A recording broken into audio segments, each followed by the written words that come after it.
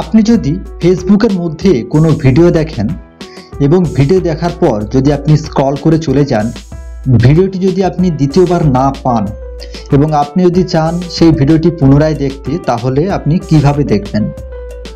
তো সেটি জানার জন্য আপনি এই ভিডিওটি শুরু থেকে শেষ পর্যন্ত দেখুন।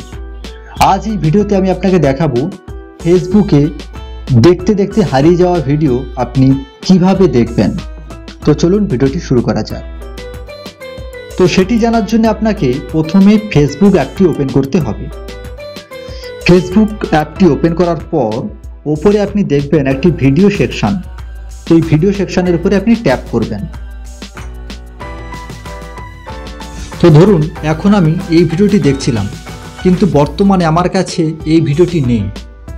তো এই ভিডিওটি পুনরায় দেখার জন্যে আপনাকে আবারও ভিডিওর মধ্যে আসতে হবে। এরপর ওপরে আপনি দেখবেন প্রোফাইল অপশান। এই প্রোফাইল অপশানের উপরে আপনি ট্যাপ করবেন।